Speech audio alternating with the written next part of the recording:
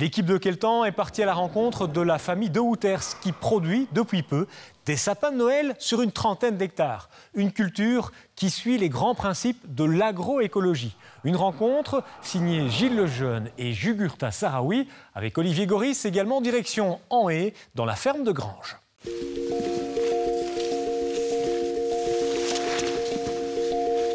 Ma ferme était très diversifiée quand je l'ai repris à mes parents il y a 40 ans.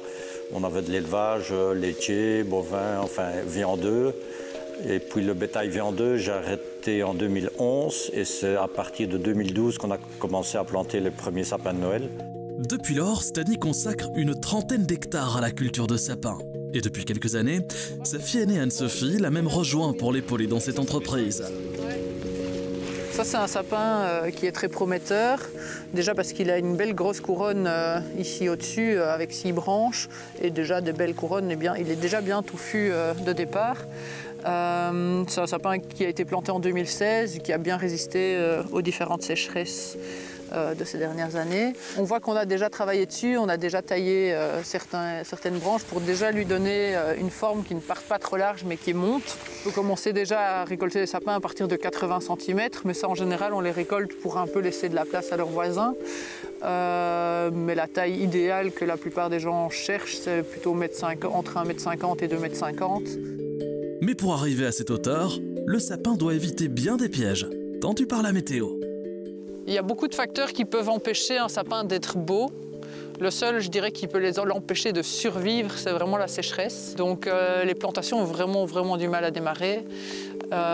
Donc c'est vrai que c'est vraiment important de bien entretenir le terrain autour du sapin, de faire en sorte que l'eau puisse y rentrer et que toutes les plantes qui poussent ne prennent pas l'eau au sapin. En plus de la sécheresse, le sapin craint également les températures négatives au retour du printemps.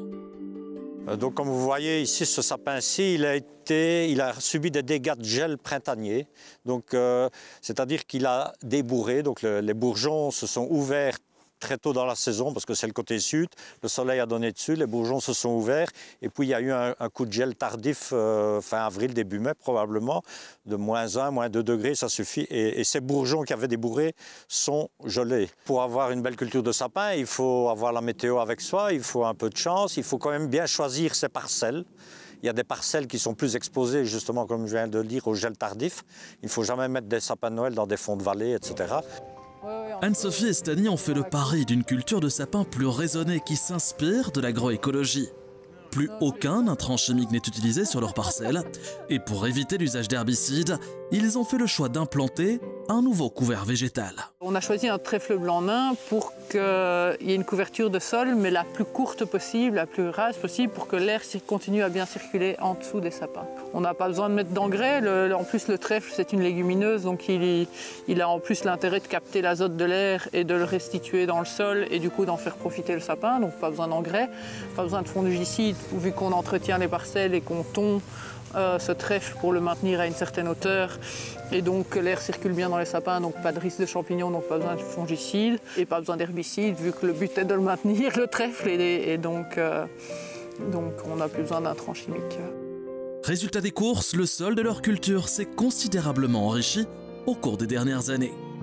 Même moi, je ne m'imaginais pas que la vie du sol était primordiale. Le départ de la vie, de toutes les vies, elle démarre dans le sol, quoi. C'est une merveille de la nature, et ça a été oublié depuis 60 ans, depuis l'après-guerre, quand on a commencé à intensifier l'agriculture pour nourrir la planète, qu'on disait à l'époque oui, mais on se tire une balle dans le pied en continuant à pratiquer cette agriculture-là.